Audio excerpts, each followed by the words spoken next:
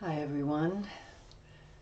We're about 3/4 of the way through the month of Heshvan, the month following the incredibly full month of Tishrei with all of our holidays, our high holidays and the pilgrimage holiday of Sukkot and Shmini Atzeret to Simchat Torah, and then we enter into the month of Heshvan, which has no holidays, sometimes known as Mar Heshvan, bitter Heshvan, because of the lack of holy days.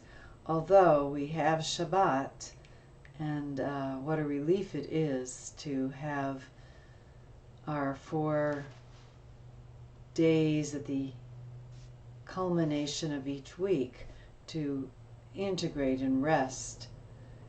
Of course, this year in our country here in the United States, this has been a very tense and stressful and fraught month, and the tensions are not over. I've been finding that the 4-letter embodied practice for this month has really supported me through these tensions and stresses. It's particularly a funneling of a lot of light of consciousness from the Vav, which is in Atzilut, the first position, through the 2 Heys, which are together in the world of Bria and the world of Yetzirah, and then the Yud, which is usually in the first position, is in the last position this month in the world of Asiyah.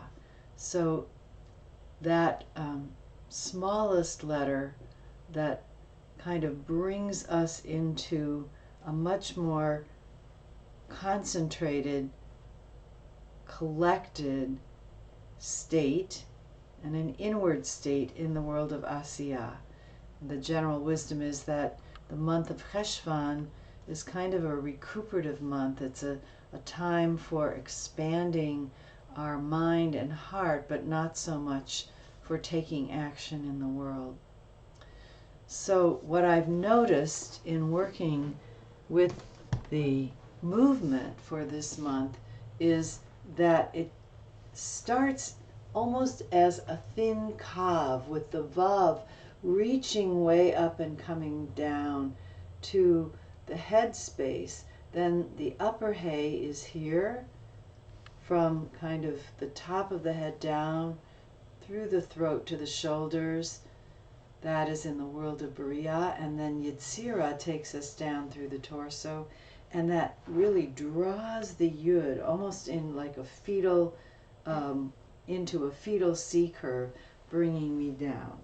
And you don't have to go all the way down. You can if you like. I enjoy that feeling, but wherever you go, as far as you go. And then I find that energy just drawing right up into that kav, that single line of channeling the cosmic energies and the life force, the shefa, down. So it's Vav Hey Hey You,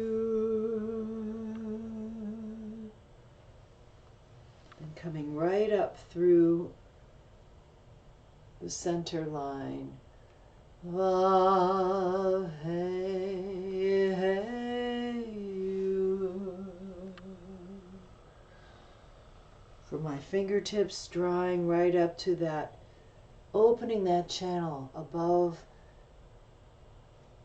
Vav Hey Hey You. Breathing in Vav Hey Hey You. Breathing in Vav Hey. Take another breath here. Hey You. Vav Hey Hey You.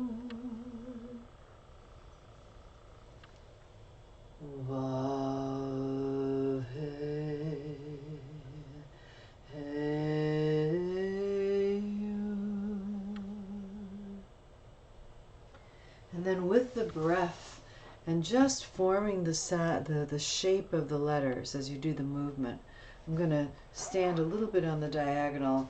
You could see how this second hay draws. It's almost as if as the arms of the hay are coming down, it draws the yud of your head into that flexion and brings down. Soft back, soft legs, everything softening. And then it comes right back up through along the sides of the body, and I think you can see that starts narrow. The hay is a little bit wider channel. The second hay is an even wider channel, so there's a kind of opening from this thin cob, this thin line of energy. It opens and opens wider, almost like creating a kind of funnel shape with the widest part around your feet in the earth. And it's into that your head drops. And this is your in-breath. This is how I've been doing it. In-breath, and all the rest is an out-breath. So it's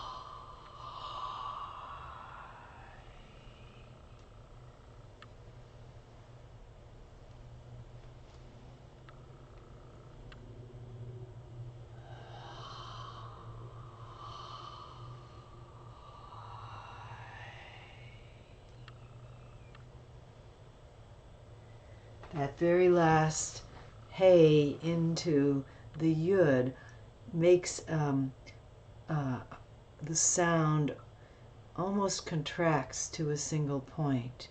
I'm just going from the of the hay, and then I'm closing into the yud. There's that sense of the divine energy being more and more concentrated in the physical world. So there's about another week or so to practice with this configuration of the four-letter name, and I hope that you can find some centering and calming during these next weeks, whatever unfolds. We hope that it won't be too stressful, but this is a time to really focus our energies and to open our minds and our hearts for what we hope will be the productive conversations and dialogues in the weeks to come. Shalom.